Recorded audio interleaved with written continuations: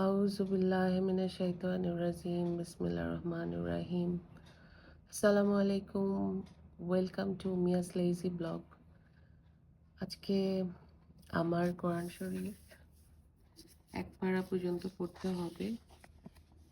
কারণটা বলছি আমি। এক পারা এখানে 36 পেজ পর্যন্ত। সেকেন্ড পারা শুরু হয় সূরা বাকারার। আমার যে কোরআন শরীফটা এই মুহূর্তে পড়ছি 37 পেজ থেকে। আমাদের পাড়ায় একজন প্রতিবেশী গতকালকে মারা গেছে। তো মনটা খুবই খারাপ। যার হাজব্যান্ড সে আমার খুবই পছন্দের একজন মানুষ, বেবি খালা। উনি এমন একটা মানুষ যে হঠাৎ আমি একটু আগে ভাবছিলাম কোরআন শরীফটা হাতে নেওয়ার পর যে মানুষের সবচেয়ে আদরের জায়গা তো তার মা বাবা। তারপরে কিছু কিছু পার্সোনালিটি তাদের লাইফে আসে মা বাবা মারা যাওয়ার পর, যাদের সান্নিধ্য ভাল লাগে, মনটা আরাম ফিল করে, এরা আসলে বেহেশতি মানুষ। আমি বহু বই পড়ে দেখছি বা বহু কিছু লেকচার ইউটিউবে শুনে দেখছি যে শুধু নামাজ রোজা আর অনেকগুলো আমল করলেই মানুষ বেহেশতে যেতে পারে না। মানুষ বেহেশতে যেতে পারবে ইনশাল্লাহ শেষ বিচারের দিনে। তার বিচার হালকা হবে, তার বিচারই হবে না। অনেকে তো বেহেশতে বিনা বিচারে যাবে ইনশাল্লাহ। আমি এই দোয়া করি সব সময় আমার নিজের জন্য এবং যারা আমার শুভাকাঙ্ক্ষী তাদের জন্য, আপনারা যারা আমার ভিউয়ার্স তাদের জন্য দোয়া করি এখন। কেননা আমি কিছুদিন ধরে ইউটিউবটা চালু করেছি। আলহামদুলিল্লাহ, আল্লাহ বলছে পরিশ্রম করে তুমি তোমার জীবন ধারণ করো। প্রত্যেকটা কাজের মধ্যেই পরিশ্রম আছে, ধারাবাহিকতা ধরে রাখতে এটার মধ্যে মনোযোগ দিতে হয়, সব কিছু করতে হয়। আলহামদুলিল্লাহ।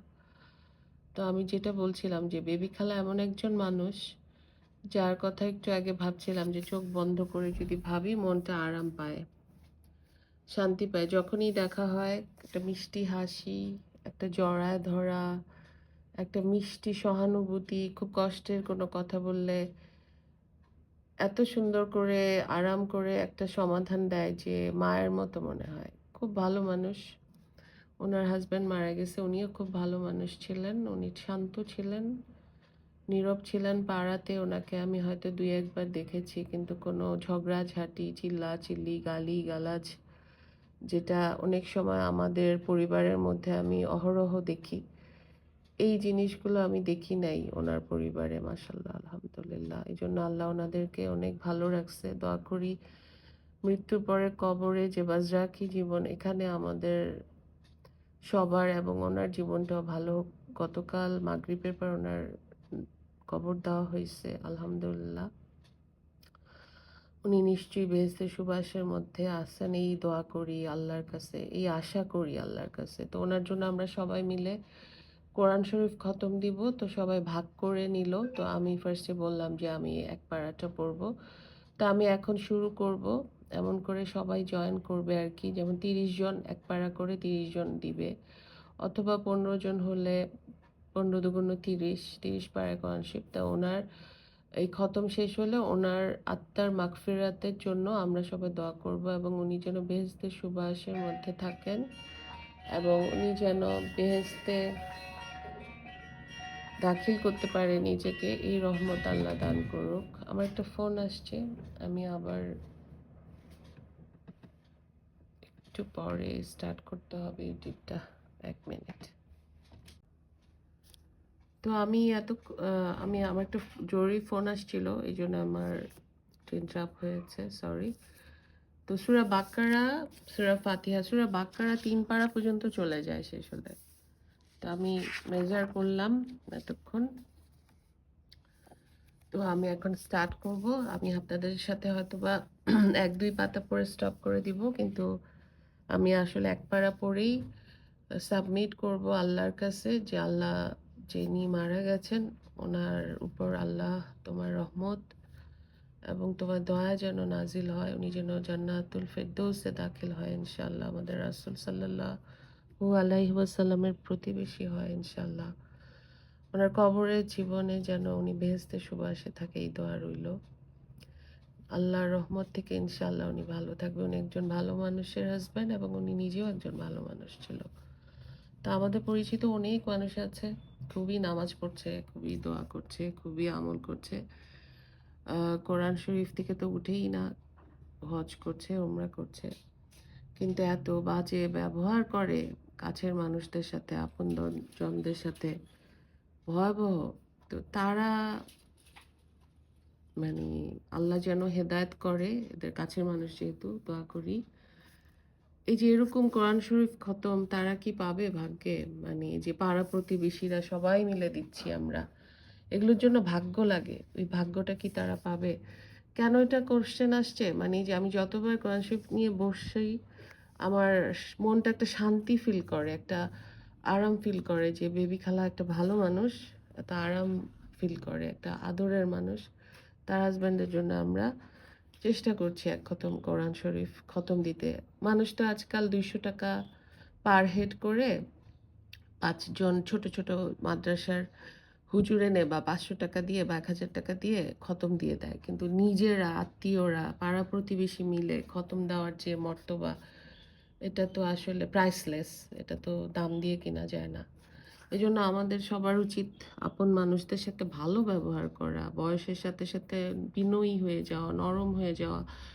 আমরা যেকোনো সময় মারা যাব। আমি আমার বড় ভাই, বড় ভাবির জন্য গত 3 বছর আমার ভাই মারা গেছে। প্রত্যেকটা ওয়াক্তে আমার ভাইয়ের জন্য দোয়া আসে বুক থেকে।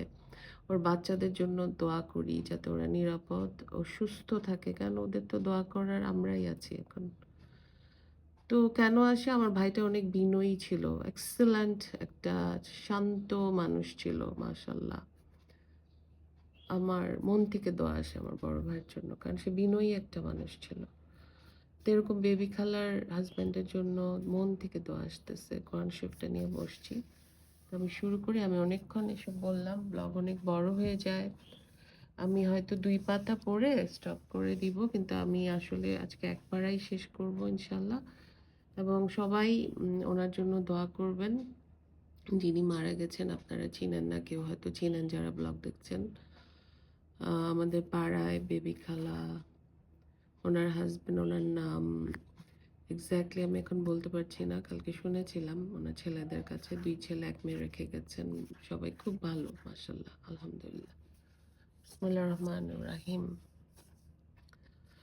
সূরা ফাতিহা।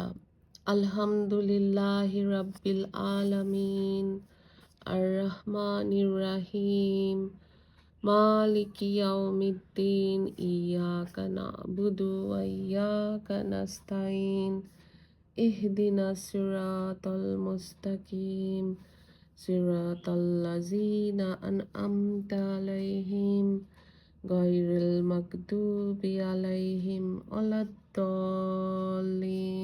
আমিন। বিসমিল্লাহির রহমানির রহিম। আলিফ লাম মিম, যালিকাল কিতাবু লা রাইবা ফিহি হুদাল লিল মুত্তাকিন, আল্লাযীনা ইউমিনুনা বিল গায়বি ওয়া ইউকিমুনাস সালাতা ওয়া মিম্মা রাযাকনাহুম ইউনফিকুন, ওয়াল্লাযীনা ইউমিনুনা বিমা উনজিলা ইলাইকা ওয়া মা উনজিলা মিন কাবলিকা ওয়া বিল আখিরাতি হুম ইউকিনুন। আমি 2 পাতার বাংলা বলছি। সমস্ত প্রশংসা আল্লাহ তাআলার, যিনি বিশ্ব জগতের পালনকর্তা, অনন্ত করুণাময় ও পরম দয়ালু, যিনি বিচার দিনের মালিক। আমরা শুধু তোমারই ইবাদত করি এবং তোমারই নিকট সাহায্য প্রার্থনা করি। আমাদেরকে সরল সঠিক পথ দেখাও, তাদের পথ যাদের তুমি অনুগ্রহ দান করেছ, তাদের পথ নয় যারা অভিশপ্ত ও যারা পথভ্রষ্ট হয়েছে। আলিফ লাম মিম, বিসমিল্লাহির রহমানির রহিম। সূরা বাকারা। আলিফ লাম মিম। এই কিতাবে, এই সেই কিতাব যাতে কোনো সন্দেহ নেই, এ পথ নির্দেশক সাবধানকারীদের জন্য সাবধানী ওরাই যারা অদৃশ্যে বিশ্বাস করে এবং যথাযথভাবে নামাজ পড়ে ও তাদের যা দান করেছি তা থেকে তারা ব্যয় করে এবং তোমার প্রতি যা অবতীর্ণ হয়েছে ও তোমার পূর্বে যা অবতীর্ণ হয়েছে তাতে যারা বিশ্বাস করে ও পরলোকে যারা নিশ্চিত বিশ্বাসী। আজকে এটুক পর্যন্তই, পরে আবার কথা হবে ইনশাল্লাহ। সবাই আমাদের জন্য দোয়া করবেন।